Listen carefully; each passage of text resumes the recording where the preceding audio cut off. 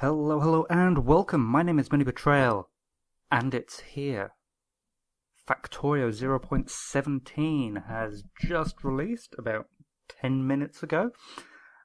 This is just going to be a relatively quick video. I'm not actually going to get any playing done. I'm just going to look through the changelog so we can see what is new. And of course, with these new releases, there's always small patch releases that will probably come out in the next few days.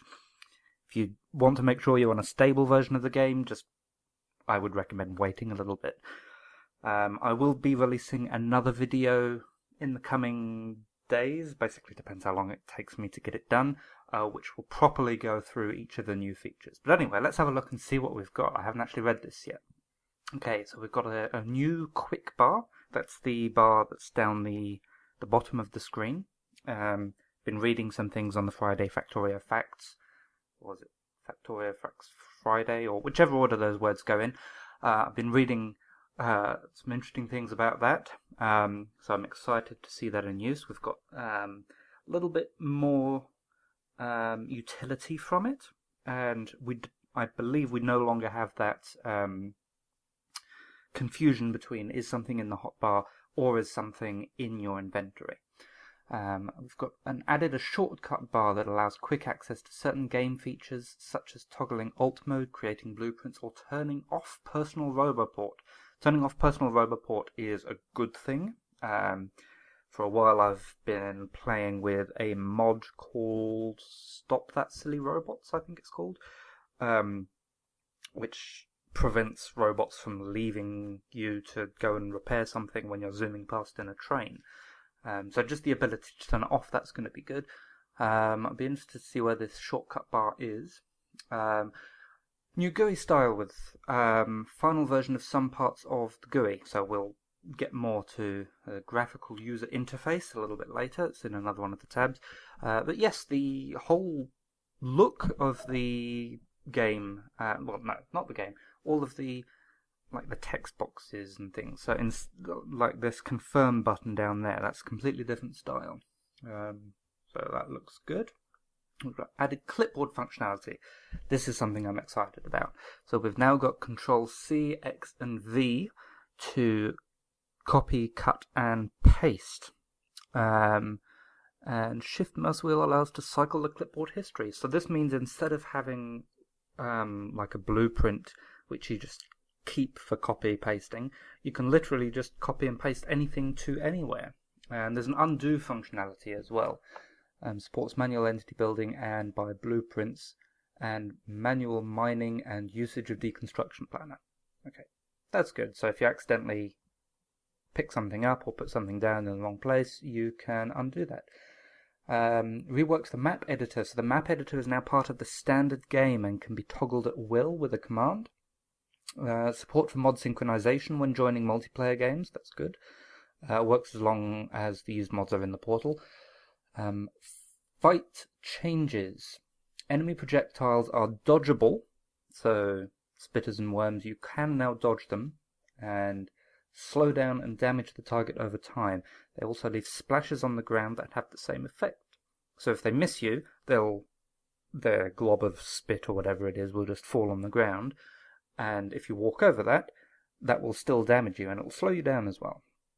Rich text tags, these can be used almost anywhere. Chat station names, save names, custom UI, and probably a few places we didn't think of. Okay, I'll have to look into that. So that means you could probably, if I'm reading that right, and from what I know of rich text, you can, or you should be able to color your station names.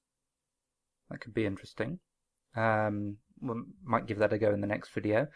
That continues on to the next line. They allow changing color, font, images and location, blueprint, armor, station, locomotive linking through the chat. Okay, so yeah, the in-game chat, if you tend to use that, like with multiplayer, you can link to a specific station, for example. Fluid mixing prevention is useful. More of a good thing for new players, I think, because more experienced players will not really run into this as much, I guess. But yes, if you could accidentally mix two fluids together by building pipes, changing recipes, etc., it will just not let you do that. And they've replaced the campaign with a new campaign, or an introduction campaign, available from the Start Campaign menu. Okay, so they're the major features. Okay, lots in here as well. Okay, trains can be blueprinted and deconstructed. Good. Makes building outposts and stations much easier. Trains can also be given temporary stations by control-clicking the map. The temporary station is automatically removed once the train departs from it. Yeah, that's supposed to say departs, I think. So that's good. Very useful for passengers of trains. Train stops without conditions work as waypoints. So if you put a train stop into a train's schedule, but don't give it any conditions, like wait for 0 seconds or wait until empty, if you just put it in there without a condition, the train will go to that station, but it won't actually stop. It'll just keep going straight through. So there's potential uses in there for routing trains in specific paths, I guess. Added passenger present and passenger not present wait condition to the train conditions. Again, useful for passenger trains. If building of entity or blueprint fails, the reason of it is pinged as flying text. Okay, so if you can't build something, it will tell you why. Useful. Okay, next we have map pings. Control-Alt-click on the map to show a ping in all player maps at that location. So mostly used for multiplayer games, I think. If you want to say, like, I need you to come over here, or we're about to be attacked over there, you can Control-Alt-click on the map, and all the other players will be able to see where that is. Okay, basic image tags format is image equals image path, where image path can use item, entity, technology, recipe, item group, fluid, tilevert.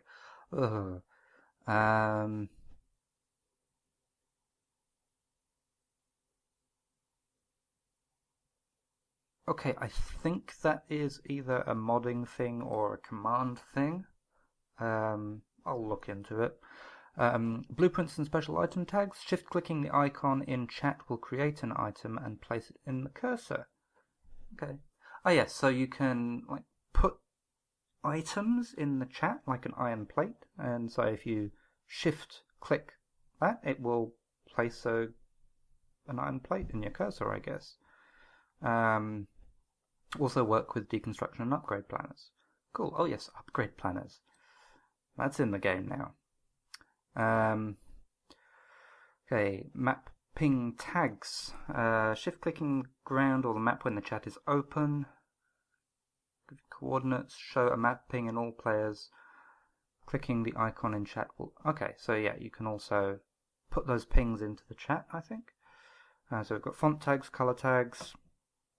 Fast replacing pipes by pipes to ground is now similar to underground belts. So in the previous version, if you had a row of belts and you put down an underground belt of the same type going in the same direction, it would automatically remove the overground belts in the middle. So now underground pipes do the same thing. When multiple versions of the same mod is installed, you can select which version you want to use. Useful, I guess. Sync mods with save multiplayer game can now sync mod startup settings as well as mods. Good. Import and export permission. Closing opened items now remembers what GUI you had previously open. I can't think of exactly when that would be useful, but I suppose it's not a bad thing. Either that or it's just something I haven't noticed before. Filter inserters can be set to whitelist or blacklist filters. Good. Belt immunity equipment is in the game. Good. Upgrade planner. Excellent. Steam networking support for Steam users. Good, I guess. RGB support for Logitech hardware. Okay. Robots can blow up cliffs. That's good. So you don't... well... The game is about automating things, so the less you have to do yourself, the better. Wave defense scenario has been reworked to support multiple rounds in a procedurally generated map, and a research queue that becomes available after the player has finished the game by launching a rocket with a satellite. Okay, so there was a lot of discussion about should a research queue be implemented. So So that's where you can say, okay, I want to research this, and then this, and then this, and then this, which is great for experienced players, and there is a mod that's let you do that kind of thing for quite a while now. But there was a lot of worry that it might be a little bit too overwhelming for new players. So I think this is actually a really good compromise. It lets the experienced players sort of queue up those researches for, mining productivity 10 through 100 or whatever they want to do, and they don't have to keep going back to the search menu to select it every time. It just will keep chugging through, but they will only get that once they've actually finished the game. So that's good. Okay, minor features. Warning icon for trains that are out of fuel. Excellent. Everyone's run into this before. Everything stopped working. Why? Because the station doesn't have any materials. Why? Because the train hasn't come. Why? Because it's run out of fuel. Added 250 and 1,000 hours precision intervals into statistics. Wow, okay. My longest running base, I think, is only 450, 500 hours or so. But there are people who play on single maps for that long. I'd be interested to see what some of them look like. Deconstruction planner is incorporated into latency hiding.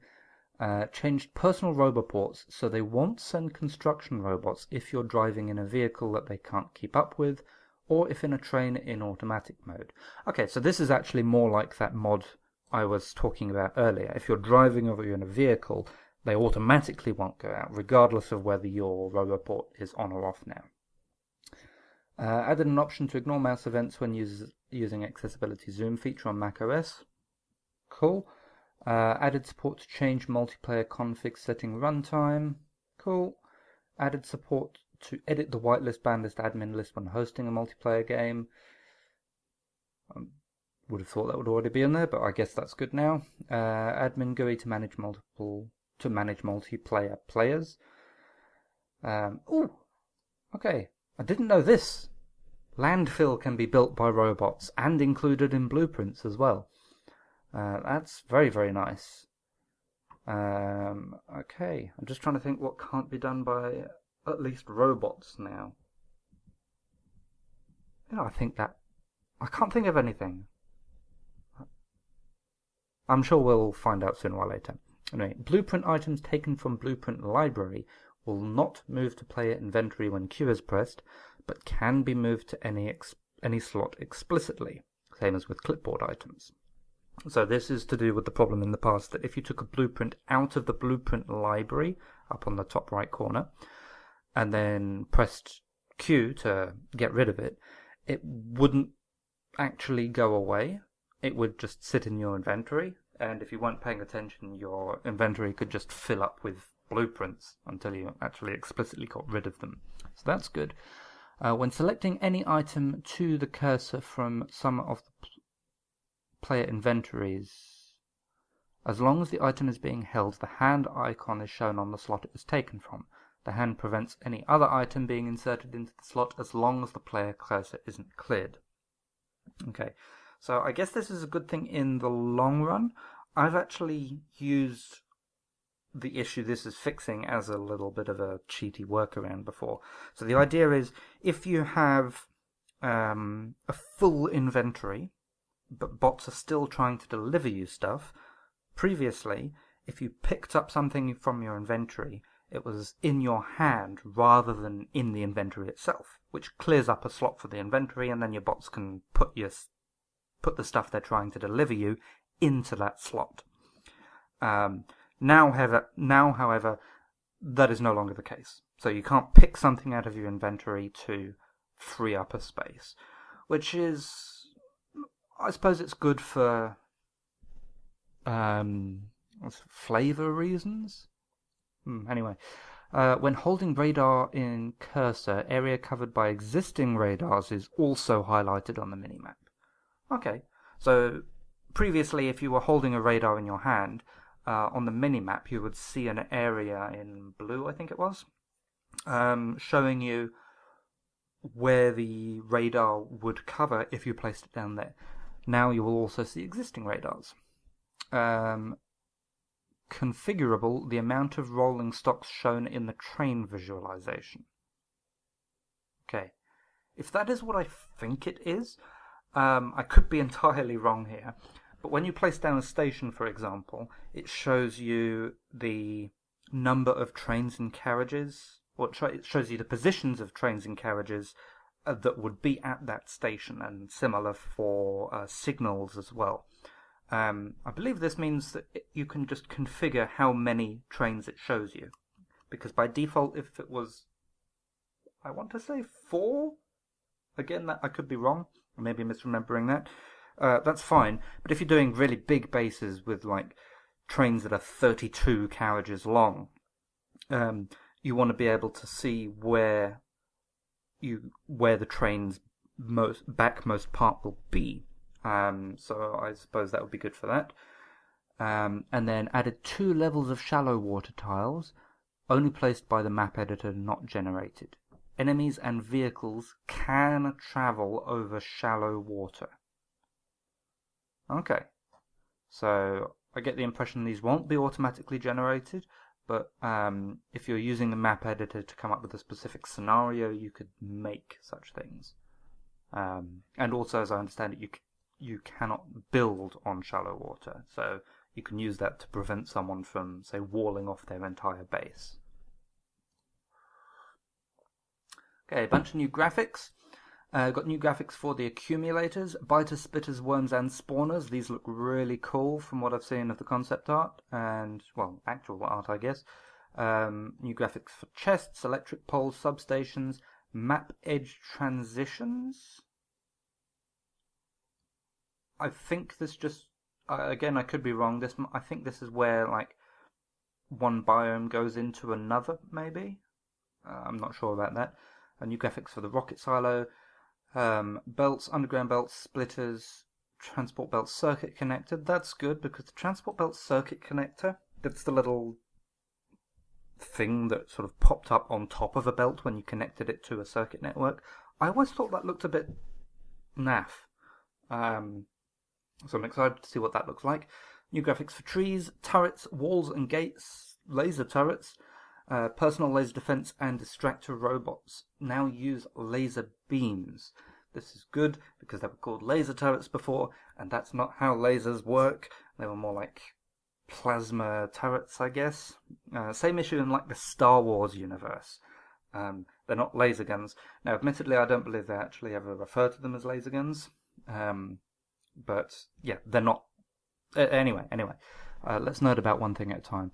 Highlighting inserters that would interact with the selected or previewed entity.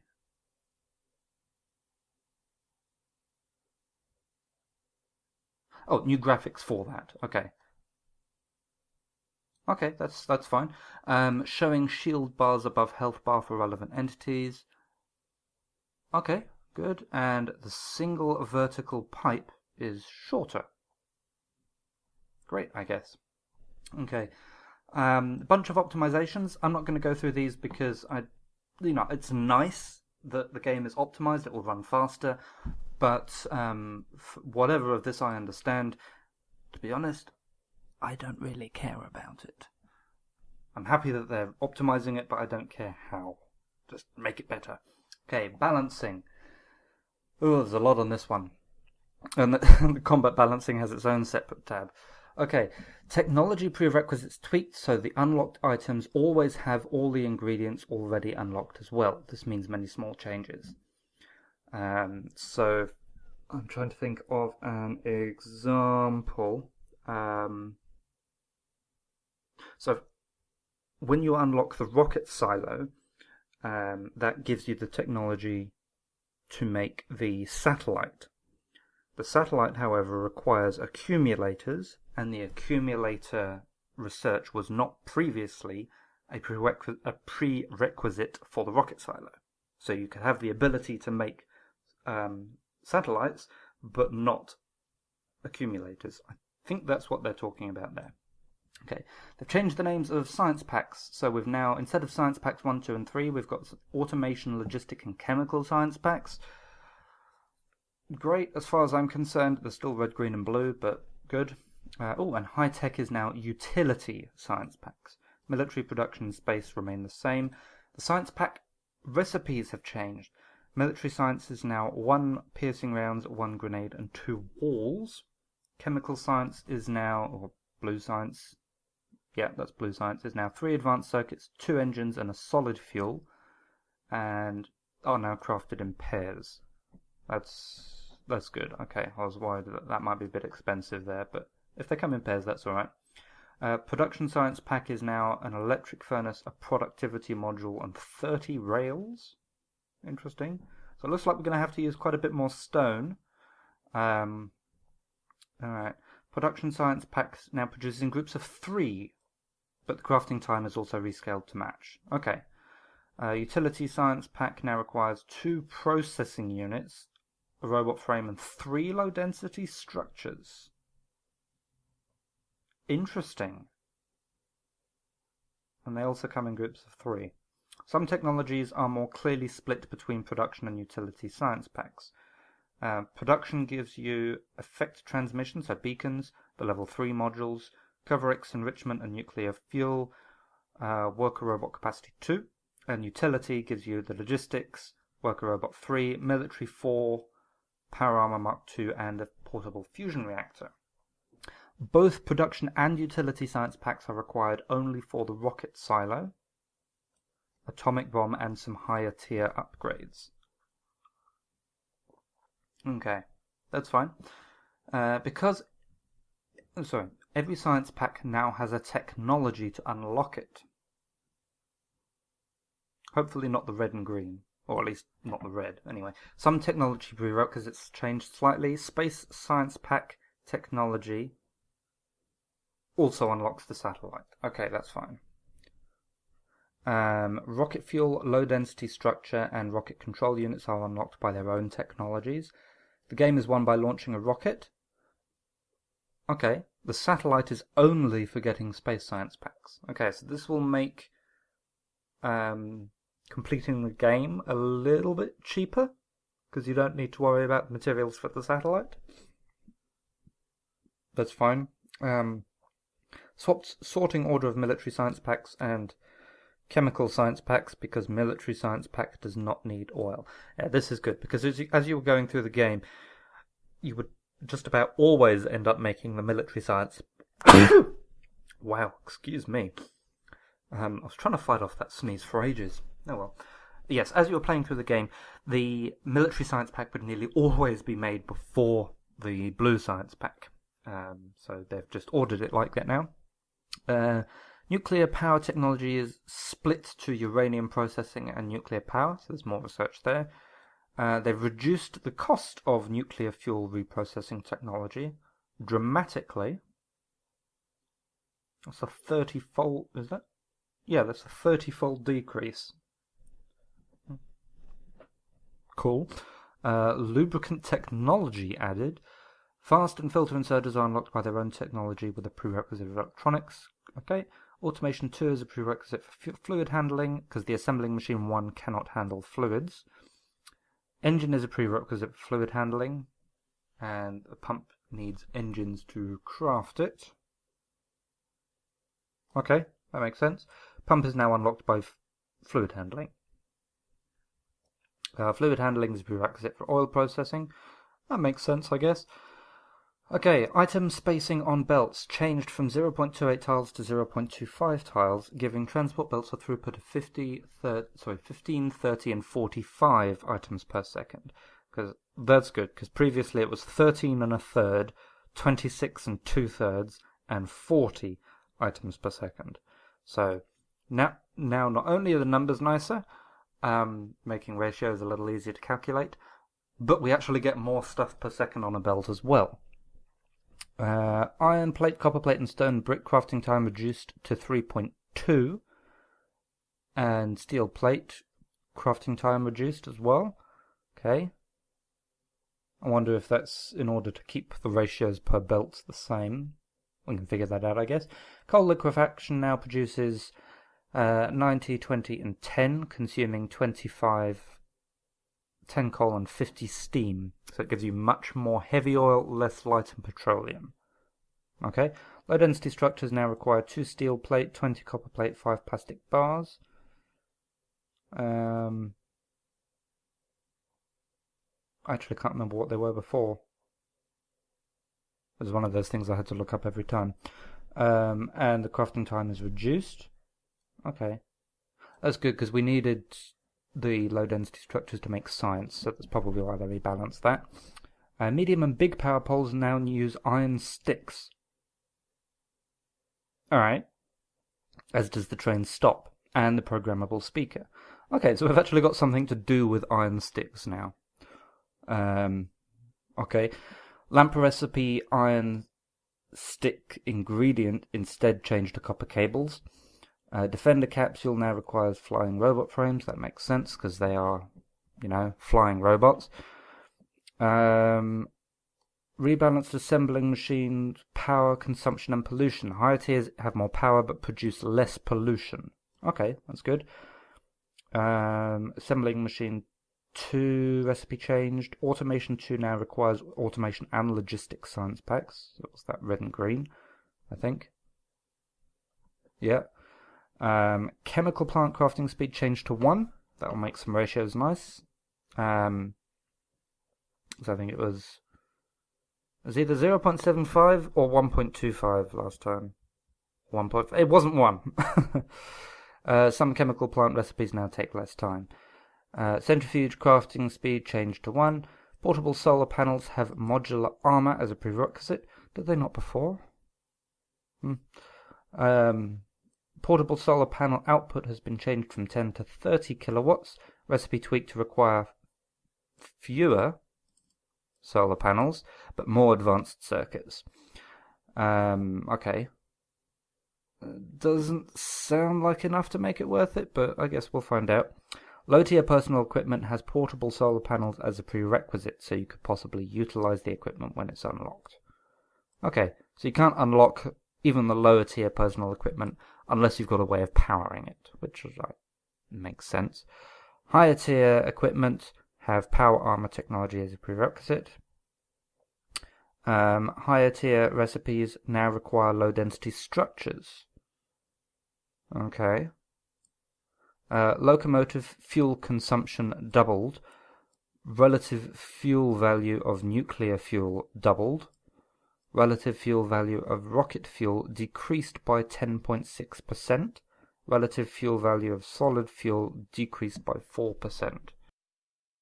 Okay, so we'll have to look into that, see what that means for us. Moving on to combat balancing. So in the new update, we have all military damage shooting speed upgrades merged into 7 technologies. We have physical projectile damage, 1 to 6 and then infinite. And it says what they apply to there, I think. So bullets, gun turrets and shells, and then previous levels and cannon shells as well. Refined flammables, they apply to the flamethrowers. Stronger explosives gives you better grenades, landmines and rockets.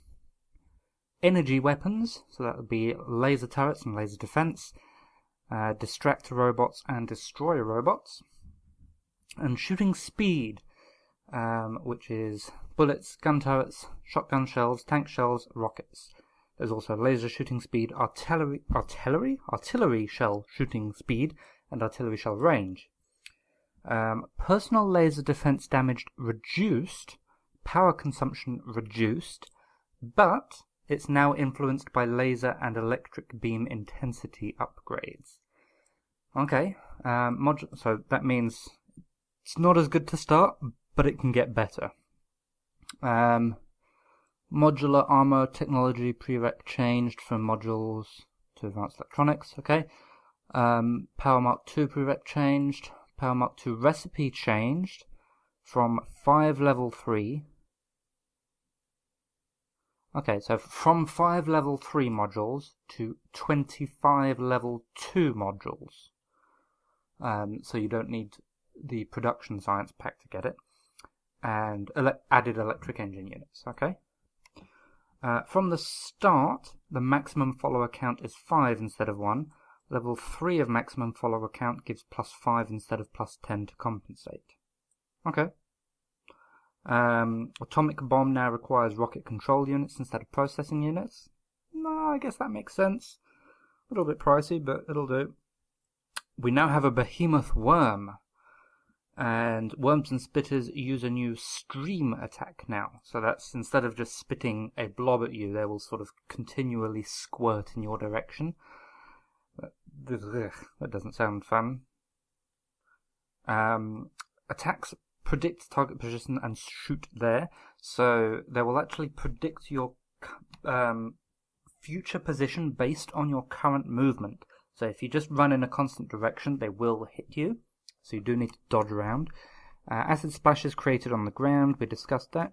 Slow effect received from different spitter and worm tier stacks. Worm shooting range is longer. Rocket launcher range increased from 22 to 36, so you can outrange the medium worms. Worm and behemoth spitter attacks are large enough to damage neighbouring buildings. All enemies have 100% acid resistance. Change spawner pollution absorption logic so that all the pollution on the chunk doesn't build up in an unspent in a single spawner. And removed damage bonus of tank machine gun. That's unfortunate. So this one is relatively important to discuss, because previously, if you had your base and it was chugging away, making up a bunch of pollution, you'd often see on the map the pollution would not spread further than like the first row of bases, which means that no matter how much pollution you produced, you wouldn't get attacked anymore, because it's just the same bases getting the pollution and absorbing it. So what this change does, it puts a limit on how much a spawner can absorb before it will then overflow, and then the pollution will continue spreading until it meets other bases. So if you do use that tactic of just having a few bases around your factory and using them to kind of absorb all the pollution you make, just be aware that will no longer work, and you'll get attacked very, very heavily because of it. Okay, changes. Quite a lot to discuss here. Resource generation changed significantly. The starting area contains only iron, copper, coal and stone in very predictable amounts. Uranium and oil are excluded from the starting area. And the resource generation settings now have a much more dramatic effect. So when you fiddle around with the settings as you start a new game, changes will actually mean something now. Ore patches are slightly less frequent, but they are richer to make up for it. And there's a more balanced amount of resources within a large region. So you won't go forever without finding any oil, or have miles and miles before you find any stone. Everything will even out in the long term, and some other small tweaks. Biter generation changed significantly. Richness slider removed. Biter placement is only configured by size and frequency settings. That makes sense. And they have a more dramatic effect. Increase the number of steps for each setting. Biter bases will increase in size, frequency, and number of worms the further you get from the player spawn. Worm size increases depending on distance from player spawn. Small biter bases are now closer to the player spawn. And at large distances from player spawn, biter base frequency is lower than before, but the biter bases are larger. Okay.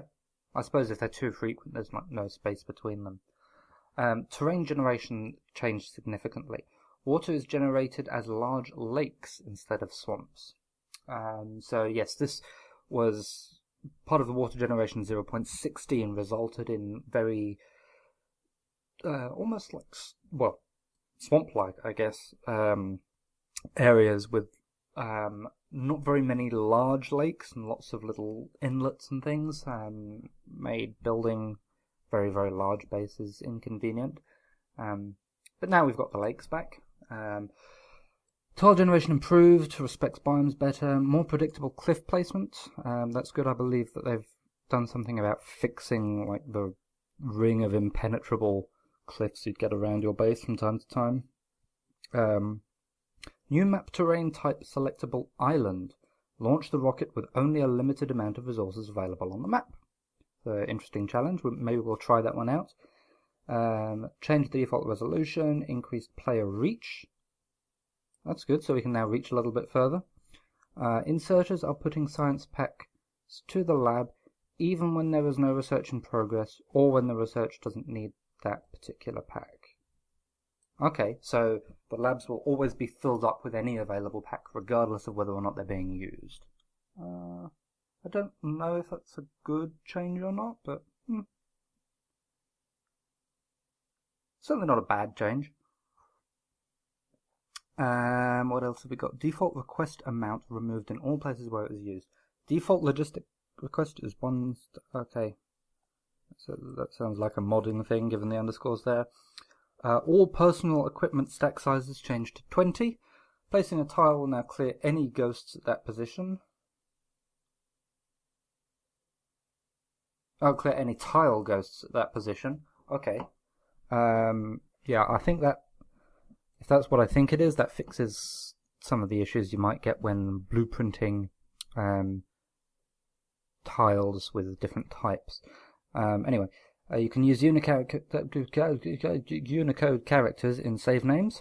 Recipes that have more ingredients than the assembly machine allows are now shown as red instead of just not present. Okay, so I guess that would help new players figure out why they can't build something. When the made in row is shown on the recipe tooltip, player icon is added to the list when it's craftable by player. Cool. Increased ghost time to live of ghosts from 1 hour to 1 week.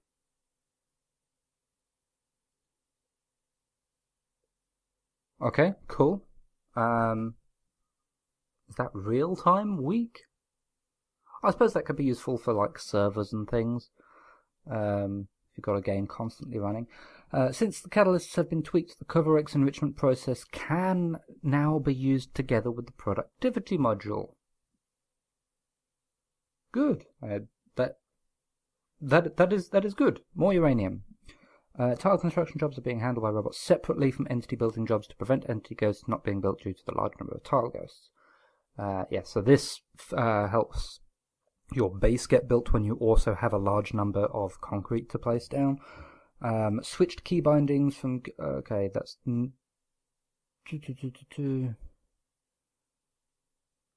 Fixed things that didn't use the QWERTY keyboard. Armor no longer uses durability. All armor stacked to size 1. Okay, we seem to be moving... Oh, I was going to say we seem to be moving away from actual useful game changes at the moment, but I've spotted something further down. Manually putting modules into machines that are requesting modules from the logistics network will reduce the modules requested. Okay. Is that just for machines that have just been built and they're like requesting like speed modules or something? Increased maximum train stop length from 500 to 100 characters, so it can fit in at least 3 tags in most cases. Items consumed by handcrafting are counted in item production statistics. That is not... That is a thing I don't know. Disable migration. It's a command line option. Remove tile properties, debug overlay, command line map. Okay, items sent in a rocket are now counted in item production statistics. Okay, here we go. Removed pickaxes and replaced them with research effect. So the iron axe and the steel axe are no longer in the game. Instead, there are research items that will increase your manual mining speed. This one I didn't know. Removed wood from the game, and raw wood has been renamed to wood. So I suppose that does remove a step when crafting wooden things. Instead of turning wood into raw wood and then raw wood into a box, you can just turn the wood into a box. It'll be interesting to see what happens when I boot up one of my games, and we'll have a look through the log for that as well. Okay, added rotation smoothing to biters. I don't know what that is, but it sounds vaguely sexual. Chests and wooden power poles are no longer usable as fuel. That's kind of disappointing. Not that I ever did, but there you go. Burner efficiency is set to 100% for all entities, and fuel value is halved to simplify calculations. It doesn't change the game balance, but it does make things easier to calculate. Removed the hardness mining power mechanics. We just have a mining speed and a mining time now. That's useful because, with hardness, mining power, mining speed, and mining time, that's 4 numbers. You don't really need that much. Manual mining speed times of various entities will differ a bit, but probably not in a noticeable way. Fair enough. Stone and other ore mining speed has been unified to be 1, apart from uranium ore, which is 2. And so that is therefore shown as 200% mining time. Mining drill speed is now shown in the form of X per second.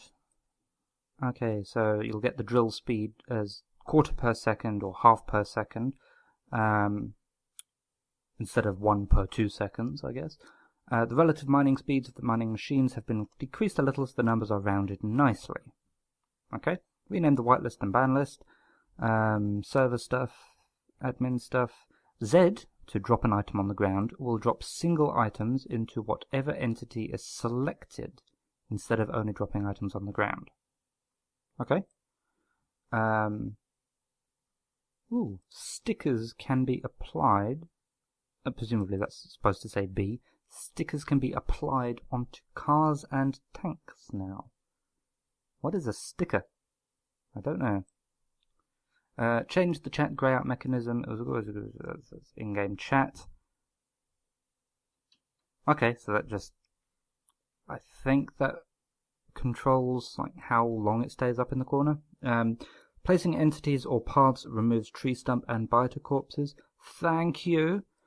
So, if you pave down a large area, you now no longer have tree stumps and dead biters just sitting there on top of everything, so that's good.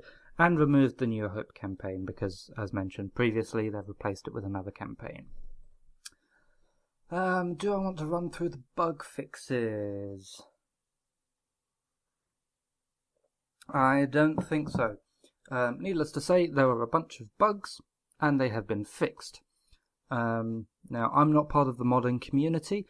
I've never modded anything in my... Well, I've never created a mod. I have modded things from previously created mods, if that makes sense. Yes, I'm sure all of this is incredibly useful and good and nice for people who do that kind of things. Similarly with scripting. GUI, let's have a quick look at this. New final versions of several important GUI screens. So we've got the quick bar, which is the bit down the bottom, the train schedule, so when you tell trains when and where to go, load and save games, settings, map generator, research screen, and mods. Other screens than the mentioned ones, more than 100 of them, have inconsistencies and will be updated in future minor updates. Are there really that many screens in the game? 100 different ones? Wow. Okay. Yes, so this is part of what I mentioned earlier. The quick bar is no longer an inventory. Instead, it can only hold shortcuts in items in the inventory or the blueprint library. It has 10 pages of shortcuts, and the player inventory has been...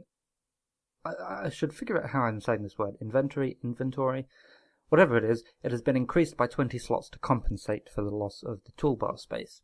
Toolbelt Research further increases the player inventory, so you can increase your inventory size just by research, as well as the power armor.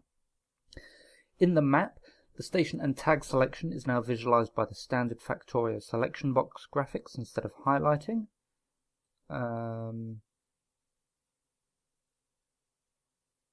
Okay. I'm not entirely certain what that means, but I guess we'll find out. We have an added interface option when selecting a buildable item from the quick bar or when using the pipette tool, that's the Q button. If you have no items of that type, a ghost will be placed in the cursor instead. Okay, that is a good thing. So the number of times that you want to place down a ghost but you can't because you don't have any of that item. Also, maybe it will help with the bots. Mind you can turn bots off, but I've had situations before where bots are stealing all my items that I'm trying to use to place ghosts. Anyway, when something is not buildable by either manual or blueprint building, the reason why is shown as flying text over the cursor when the build is attempted. That is good, so we know why we can't build something. And only compatible results of a furnace are manually placeable in the result slot, mainly to avoid confusion for new players. Okay, so if you try to put something manually into the result slot of a furnace, that can now only be something that furnace can actually make, like an iron plate or a steel plate or a copper plate. I must admit I didn't realise you could manually place other things in there, but there you go. So that is point 17.0 on this day, the 26th of February 2019. I'm going to go play some now.